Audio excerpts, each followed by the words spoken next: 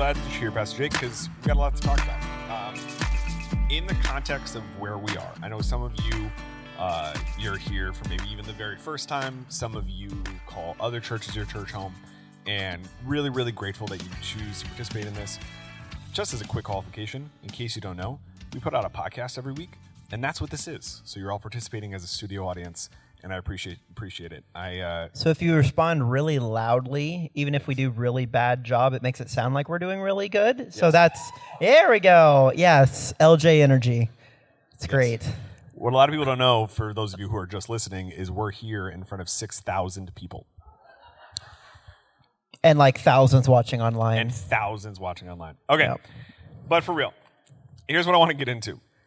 When you gave your message on Sunday, and in the context of this sermon, you introduced this idea of, I'm going to loosely describe it as the difference between like faith, what faith means, how faith and doubt work together. You talked about certainty, but you also talked about this door metaphor that I think we're going to be kind of camped out in for most of the message. So for those of us who didn't hear the sermon, explain kind of where that door metaphor factors into all of that. Yeah, so before I get into that, I have to apologize to the group leaders. I went rogue this Sunday and did an entirely different passage.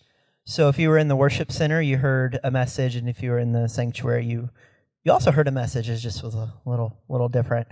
So this week, as a pastor, knowing that we were coming to Commitment Sunday, having the election, watching people's emotions either way. Wednesday, I also did chapel here for our preschool, did chapel again on Thursday. We had a young family event, and then Saturday I was doing a funeral, and then Sunday was church. And I'm sitting there in the midst, and then Monday we do old man basketball, where we pretend to be a lot younger than we actually are. And I hurt myself, which was wonderful, right? And so one of the things that helps me when like stressful moments happen is I go to the gym. It's just a way for me, but that was removed. And then having been a pastor in other places, other friends were reaching out to me, and I'm like, I don't have anything to say, which is rare. You can ask my mom. I was like, I didn't know what to say. I didn't have advice. And so it was a moment of knowing that, Sunday, you can only do so much. It's Commitment Sunday. It's Veterans Day. And we just had a pretty significant election.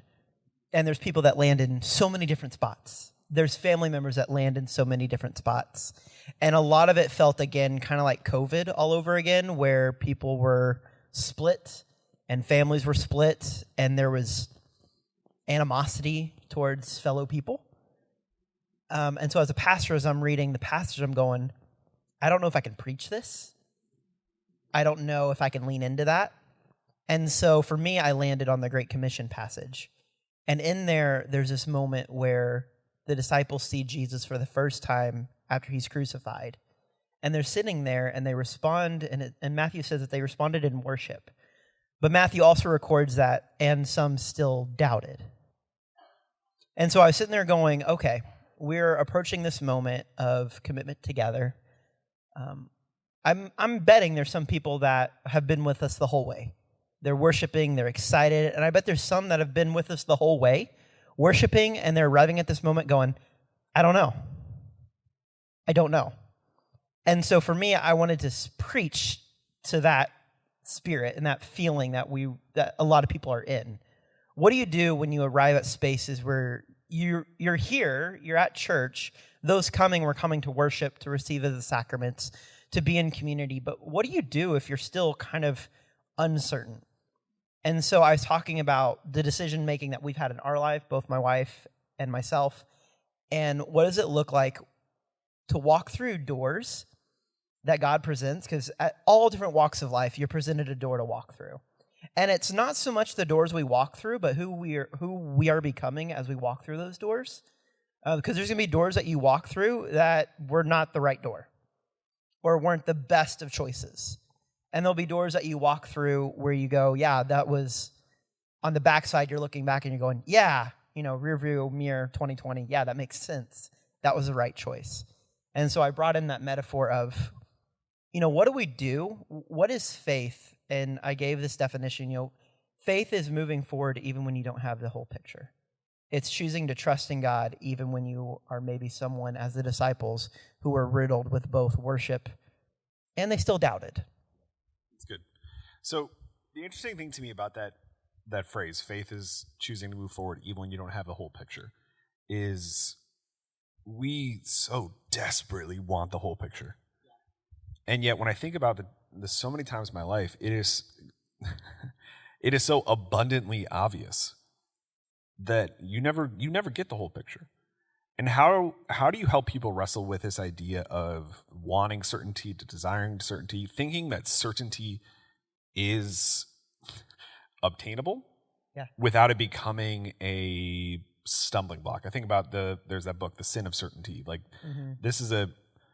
I think this is a core struggle that people wrestle with in context around generosity, in context around politics, in any other sort of contentious conversation. People want certainty, and I don't know if certainty ever comes. Yeah.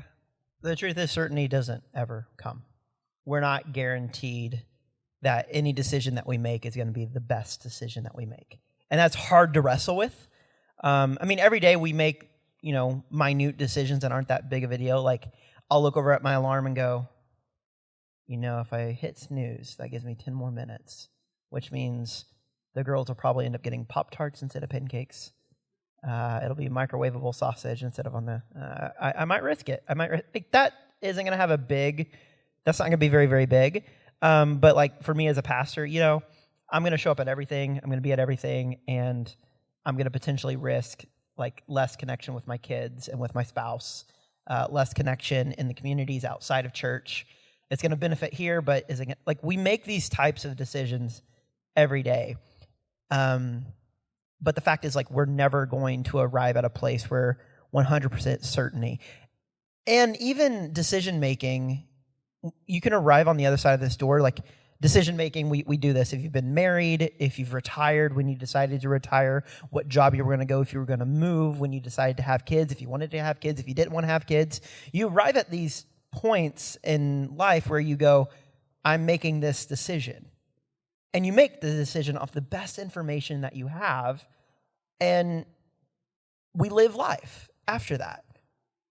And so the same thing comes with faith. We don't ever get a moment where we are for certainty, like that is the direction. I do believe, though, that God gives us peace, that God promises to be with us, and that every decision that we make, we never make it alone. And God puts the right people in our path to help direct us in the directions that God would really like us to go. But even when we make the less decision, because I do think there are less decisions, God redeems it. God can be there, and God is constantly at work in our lives, turning things that weren't so great for good. But wanting that certainty on this side of decision-making, we'll be left with disappointment, because that's just not how life works. That's not how faith works. Yeah, that's good. And the thing that is sort of this tragic irony about that is there are so many folks here, folks listening, who have been hurt by the church because the church, the perception is the church or a pastor or some sort of key leader expected certainty. Yeah. And they were, for lack of a better term, reprimanded for their doubt. Yeah. What I'm curious is when you are having conversations like this about how faith and doubt go together, about how we have to walk through doors without seeing the whole picture. My curiosity is, how do you help folks who this is the first time they're hearing that from a pastor? Because previously they've heard, well, if you're doubting, you just need to pray more. Yeah. Yeah, softball question, right? Yeah. Oh, let me that noise Jake just made was to prevent himself from cursing on stage. I don't curse. Someone laughed too loud at that. I'll go this route. So I was a student ministry pastor for about a decade and worked with students 6th through 12th grade. And as you are growing and aging, you start to realize that the world you grew up in wasn't so black and white. People aren't necessarily nice to you because they like you. They're nice to you because maybe they can get something from you. People aren't mean to you simply because they're a mean person. Maybe their home life isn't so great, and it's coming out in ways that's unbecoming at school. And so as you start to age, you start to realize that binary of black and white doesn't exist as much as we thought, and life is really murky, and it's really gray. Yet we like that easy fill in the blank. Here's your drawing. The ones are blues, the twos are reds, and you stay in the lines, but that's not how life works. And so for students, when they start to realize that, the world that I thought existed doesn't quite exist, because as you're younger, you need that concrete thinking. You need those binaries. It's really helpful. But as you get older, you're able to start to make those shifts. But one of the pieces of our lives that typically kind of stays behind is our faith. We tend to only think of faith in binaries. Either I'm a believer or I'm not. I'm in that God loves me or God doesn't love me. And that is not the lives that the people of Scripture lived. There were times, especially throughout the Old Testament, where God called them his people, and they really stunk at it. But he never stopped calling them his people. He never stopped calling them to reaffirm the covenant. He remained in community. And so with students, it landed in conversation. It landed in helping them dig bigger and deeper wells, because the wells that they used to draw from are not sufficient for the faith that they are now entering. So what does it look like to dig deeper wells? What does it look like when life isn't as it should be? To go, okay, God, I grew up in a faith that if I prayed, then everything good was going to happen, but right now, nothing good is happening. I grew up in a faith where, if you prayed and you were sick, you were healed, but right now, someone in my family's not doing so well. I'm praying. Is there something wrong with me? We go back to this trying to easily understand faith in in or out categories. And that's just not what faith is. I think of Job. Job never makes mistakes throughout Job. And it shows like the Satan figure, which in Job is just, someone in God's court, fun little Bible fact, comes in and is like, okay, I'm going to do all this. And Job has all kinds of things happen to him. But he never did anything wrong. And then his friends comes up and is like, well, we have a framework that if bad things are happening to you, you did something dumb. So what did you do? And then his wife comes and is like, same thing, like curse God and like die. And Job's like, I didn't do anything. And for me, like Job, the story of Job is a really helpful one of faith. Because in the midst of that, Job, one, held on to the idea that, he knew who he was upright, but he also leaned into God. And his understanding of God was deep. And so for students, it's like, how do I give you a deeper faith? And so this is where you start talking about like theology of the cross. Like when we go through times where it feels like God is absent, Jesus from the cross sits there and goes, my God, why have you forsaken me? Where are you? I'm alone here. And in theology, God never left. You can't break up the Trinity. It's not how it works. But Jesus experienced the same thing we all experience. There are times that we can point to where we go, God, I don't see you. I don't feel you in this place. And I don't know what to do. And so one of the things that we often do is we just hope against hope. And we trust that God remains with us. And then as we get through those dark night of the souls, the fire, we get to the other side. One of my favorite things is like, there is only one, Jesus was walking with you. There was only one footprint in the sand. It's because he was carrying you. I was like, well, no, there's probably footprints in the sand and drag marks because Jesus was dragging me. That's probably more appropriate.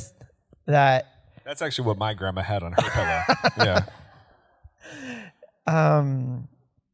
So yeah, for me, it's when the wells that we have to draw from aren't sufficient. How do you help people dig deeper wells? And there are things within the Christian faith that we can go to that allow us to dig a little deeper, and we find that the mercy of God doesn't have a bottom to it. And there's places and practices that we do. Like for me, having communion every single week, that's very important for me because I need God's grace. There are times where life is too much, and I come before the table and I go, man, this meal is not for me. I don't want to eat it. I don't feel like eating it. And in the liturgy and in here, it's like, no, this table is for you. This grace is for you. Get up and come and get it. It's for you. And that's been one of those practices that have been massive for me. That's awesome. I'm glad you went there because something that's been very top of mind for me right now too is the ways in which we expect discipleship to Jesus to be, for lack of a better term, like the American education system. Yeah. We expect to be able to learn our way to Jesus. We expect to be able to absorb. I can sit next to a good pastor and hear a good sermon and have my life be different. And the reality being the messiness of people is actually the way that Jesus is calling us to move forward. I think about the folks who, the times in my life to speak about it as myself, to use the dark night of the soul theology, which if you're not familiar with that phrase, you should look it up. It's I think a helpful framework. It also feels like the world's most like stereotypical country album. If you just see like Dark Night of the Soul, like it sounds like a bunch of those kinds of songs would go in there. But two of you agreed with me. The thing that I go to is people brought me through that. Yeah. People would bring me through those things. God was using people around me to lean into my incomplete sentences, to lean into my incomplete theology. There wasn't a book or head knowledge that got me there. Now that is partially, I think, because I was never a very good student and God knew what he had to do. But I also think we have this expectation that if I'm doubting, I have to deal with it individually before I come to the table. Yeah. And that's just not biblical. It's not where in Scripture. But we in church, we as the Big C church have caused people to believe that. Yeah. And you're allowed to borrow the faith of others. When we come into worship, when you're here at Bible study with you, you're in your small group, and you're coming in, and you're just like, I just don't have it today. There are going to be those in your group that do have it, and you can lean in there. I love the story of the men breaking through the roof, lying down the paralytic man, and then it says when Jesus saw their faith, he was healed. There are times where you are that person. You are the person needing brought before Jesus, being laid through, and it's the people around you that help you have faith. And that's okay too. That's beautiful, actually. I've had multiple times in my life where I'm going, this pastoring thing's not for me anymore. This Christianity thing isn't for me. I think I'm done. And I've had people in my life that have walked with me, sat with me, talked with me, haven't left. And that's church. The church is the continuation of Christ on earth. We are his hands and feet. So where you are, that's where Jesus is as well. We are the extension of Christ's presence on earth. And so as we are with people, and you're in spaces where you feel like your faith jar is empty, other people can pour into that. And then you realize that you can keep moving forward. You have faith for another day. And then you find out that your jar maybe got a little bigger, got a little deeper. And that's why like I always would stress to my students, even if you don't feel like coming to church, come. Just see what happens. As an adult, even as a pastor, it's like, I don't want to preach today. But there's like not really an option for that sometimes. But like in the midst of doing the liturgy, hearing the songs, greeting people, being made fun of for my golf pants, I have faith again. I'm hopeful again. And the Spirit of God reminds me again and again, like, yeah, dummy, I never left you. And these wonderful people are going to be there to remind you that I'm always with you. That's been huge. I want to touch on the other side of this before we leave, which is, I think too often, some of this doubt might be from a place of lack of trust. Yeah. Doubt can come very often from a place of lack of trust. And I'm thinking particularly about a friend of my life who struggles with this a lot, which is, it is actually easier for this person to have faith in God.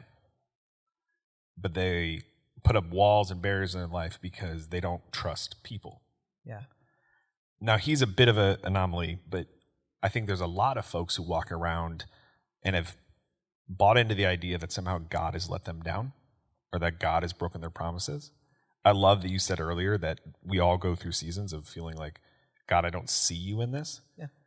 But how do you help folks separate the idea of these moments, these seasons, dark nights of the soul, versus the deep, fundamental truth of people will let us down, but God doesn't?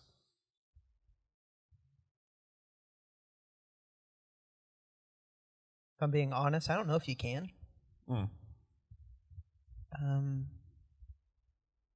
There's an odd truth. We're hurt in community, but we're also healed in community.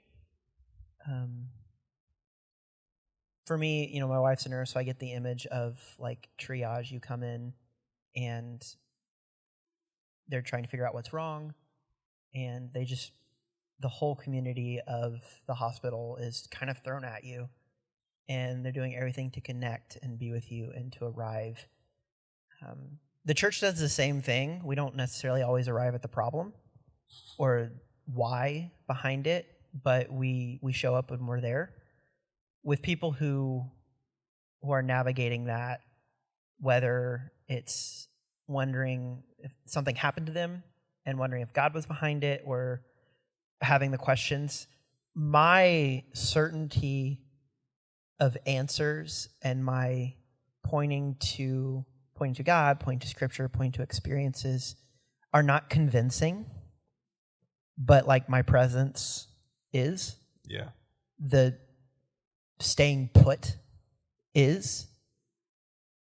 The just being there and making sure that the person that is asking or not asking, you orient your life in such a way that you can just be there and show up, even if it's an inconvenience to you. A lot of our faith is a giant inconvenience, and that's okay. Talking about forward commitments, that is a giant inconvenience to your life.